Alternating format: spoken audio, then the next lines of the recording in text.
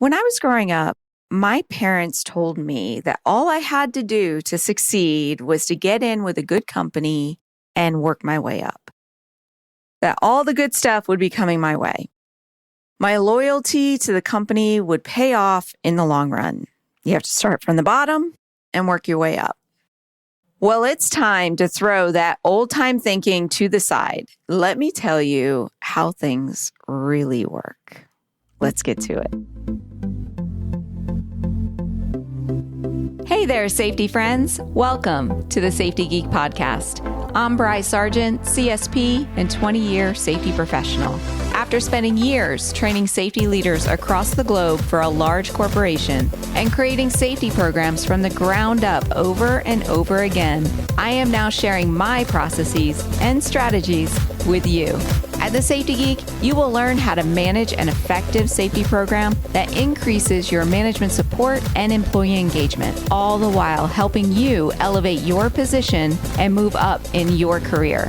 If you're ready to step into the role of a safety influencer and leader, you're in the right place. Let's get to it. Hello, my safety friends. Today may be a bit of a rant, but it is well warranted. I think too many people have been given some really bad information, and I keep seeing this play out even with my current clients and even within my own family. So today, I want to bust a myth, and that myth is you should stay with your company long term. Look, I know that companies want people to stay long term. They don't want to be hiring a new safety person every few years. I get that.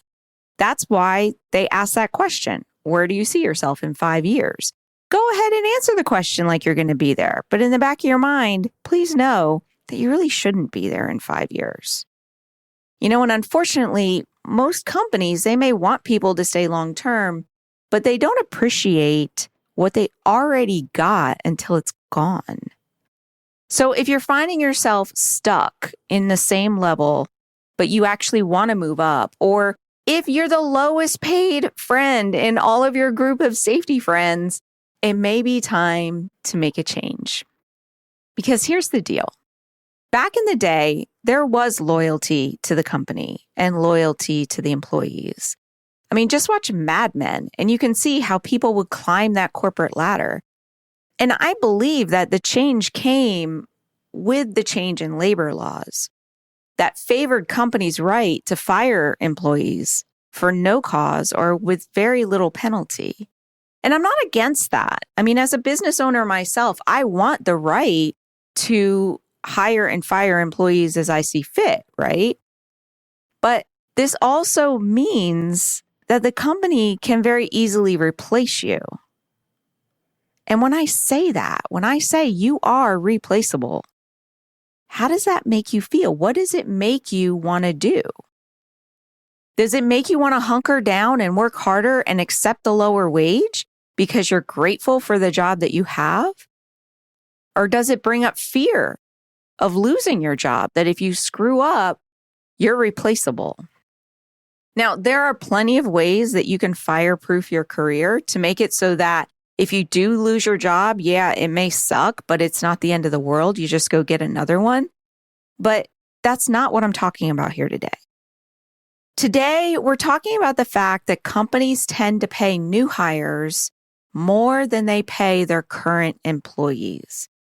They tend to give new hires the better titles, the better benefits to entice them to come work for their company. Where you, who have shown loyalty to the company and have been there for a while, don't get those same benefits. And what we see in organizations today is that they're doing everything they can to attract the best talent. They'll use wages, bonuses, benefits, and then they cross their fingers and hope that their best choice, the person that they truly want, accepts the opening.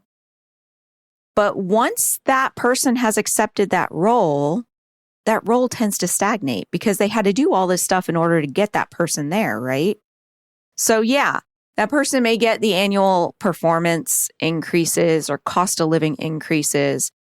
But once you're in, what you realize is Your benefits can change. Your bonuses can change. Yeah, you've got your salary and the wages that they promised you, but those may even stagnate because they had to give so much in order to get you there. And you likely accept it because you like the job, you like the people, you like the work. I hear that a lot. They're feeling secure. They don't want to make changes, right? But now it's 10 years later and you're still there. Your income prospects are now tied to that job. Whatever your income is whatever that job is going to give you for income.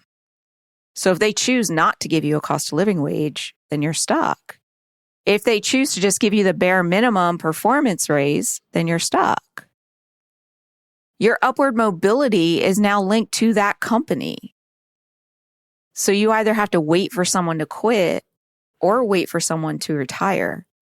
But unfortunately, what I end up seeing is that when that higher position, when that person quits or that person retires, what I tend to see all too often is that when that promotion comes available, if they're doing what they're supposed to be doing within labor laws, right, they post the job publicly for everybody to see. And then you end up competing with outside applicants.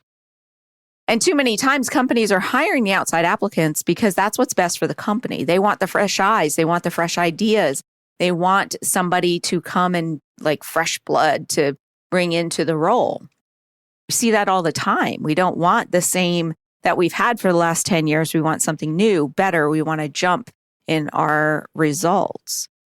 And unfortunately, what ends up happening is that person that they hired outside the company for this new role, they actually end up paying them more than you, more than they would have paid you if they had given it to you. Because once again, they're throwing everything at them in order to get them to say yes to the job offer. You know, they're throwing the wages, the bonuses, the benefits, right? And then the cycle continues. That person comes into the job and then the job stagnates. So it ends up becoming this repeatable cycle. So if that's the way that the job market is working right now, how are you to reach your career goals? How are you going to break this cycle? And if you haven't guessed it, it's changing companies. It's being that new hire at another company. It gives you that bump in salary. So changing companies, I know, can be very scary and it can be very hard. You don't want to leave your work friends. You love where you work. You're not sure that you'll have the same job security at a new job like you have now, especially in right to work states where they could just fire you in 90 days for no reason. I've had that done to me where someone actually hired me for a temporary position, paid me exactly what I wanted because they knew that they were going to fire me within 90 days when the person that they really wanted for the job was available. You're uncertain that the job will fit into your normal routine. It's like you have a routine right now. You have your morning routine. You know what's going to happen. You know what days you're working late. You know which days you're going in early. You know when the meetings are. You know everybody. You know everything. You have a routine. Changing jobs pulls you out of your comfort zone. It is uncomfortable. That's what change is. But instead of looking at the bad stuff about changing jobs, look about all the good stuff about changing jobs or changing companies. You get upward mobility. Generally, when you go from one company to another, you can either be in the same position or you could be in a higher position. You get to increase your experience because maybe you get to work in a new industry. You get to increase your network. You get to meet more people. Remember in that past episode, networking is more important than anything else. Those networks will pay off in the long run. And you might get a big bump in your salary where a normal performance review or cost of living raise might be, 2 or 3%. You can end up getting a 6 or 7% bump or even more going from one company to another. And you also get a change in scenery, new visions, new creativity, more opportunities for growth because everything is new. There used to be this belief that the only way to get to the top of a company was to grow into it, that you had to start from the bottom and work your way up. I remember one time I was laid off from a job and I went to my mom, as we all do, right? You go to your mom after it happens. And she's like, oh my gosh, you're going to have to start from the bottom again. And I'm like, no, I'm not. can very easily just go to the same position at another company. So don't ever think like, oh, you have to start from the bottom and work your way up again. You do not. It's just not the case anymore. You can easily go from working as a safety specialist in one company and then get hired as a safety manager in another company. It's actually a career jump. It's another rung on that ladder, right?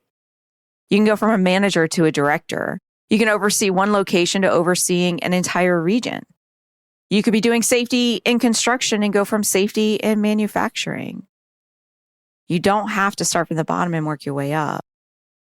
All it takes is clarity that it's time to make a change in order for you to have the courage to do so. This is one of the biggest mistakes that I actually made in my career that I didn't realize until well into my career. And that's why I'm sharing it with you, because I don't want you making the same mistake that I made. I stayed with one company for 8 years. I stayed with another company for 14 years. And I watched others and friends within my network hit their career milestones while I stayed stuck where I was and sitting back going, well, I'm just waiting for them to promote me. I'm waiting for them to promote me. And I would apply and they would hire from the outside. And I never quite saw what was going on until I finally landed into a role where I was hiring the safety managers myself when I realized what was happening.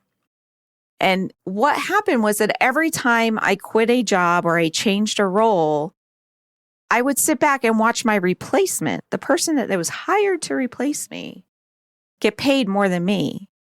Even though I was told I was topped out, they couldn't give me any more money. But somehow they found another 10 grand to pay my replacement. Saw that happen. I even saw at one place where they actually had to hire 4 people to replace me because the amount of my workload, where they couldn't afford to give me a raise, but they could afford to hire 4 people to replace me. And then in the hiring process, I saw how applicants that worked at multiple companies and that they had moved up in their job roles between all those different moves, that they were given preference over the people that showed loyalty to one company. So what I found in my experience is that changing companies is actually the secret to faster career growth. So yeah, you can get into a company and work your way up within that company and maybe get to the highest level that you want to get to within that company over time. But let's say that highest level is like a director or VP position. You could do it even faster if you just changed companies, and every time you changed, you moved up one more rung, right? So changing companies is the secret to faster career growth.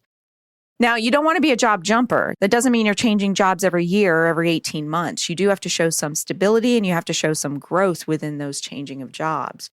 So you want to be strategic in what you're doing. But instead of thinking with your current role that, hey, I'm going to be at this company forever. I love it here. I love my work friends. I love being here. Instead, think, I'm going to be here for 3 years. Give yourself a 3-year limit, no matter where you are and what you want to do after that. But give yourself 3 years. And when you say, I'm only going to be here for 3 years, it gives you the opportunity to go, what can I learn and what can I accomplish in that time so that way I can brag about it later on. It gives you that chance to build up a track record. One of the things that I teach in our continuous improvement intensive, as well as in Safety Management Academy, is that you want to have that track record of results. And you want to start building up that portfolio so that way you can easily fireproof your career. I know this topic may be controversial. I know a lot of people, including some of my students in Safety Management Academy, who love where they work and they are happy where they are. And that is great. If you don't have loftier career goals, that's fine. Stay where you're at. But I also know there's a large percentage of people out there that are underpaid right now, and that there's a large percentage of people that are maybe stuck at a lower level position when they really want to be at that higher level position. So building up that track record of results, creating systems and processes that work at any company that you work for is crucial. So that way you can change companies, change roles, change industries about every 3 to 5 years with the goal of moving yourself forward towards that dream job. So I hope that gives you something to think about. I hope that helps. It is probably one of my biggest pieces of advice that I give people when they say that they want to move up, but they've been where they are for so long. I'm like, it's time to change jobs. Gotta change. I know I might be harsh sometimes too, but that's where I'm going to leave you today. Make sure you think about it. Look at where you currently are. Look at where you want to be and gain some clarity on what you need to do. And I will chat with you next time. Bye for now.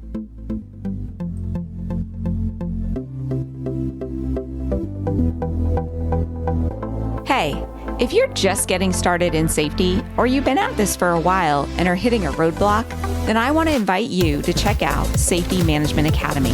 This is my in-depth online course that not only teaches you the processes and strategies of an effective safety management program, but how to entwine management support and employee participation throughout your processes. Are you ready to finally understand exactly what you should be doing and ditch that safety police hat forever? Then you have got to join me and your fellow safety scholars over at Safety Management Academy. Just go to thesafetygeek.com/SMA to learn more and to get started. That's thesafetygeek.com/SMA. And I will see you in our next students only live session. Bye for now.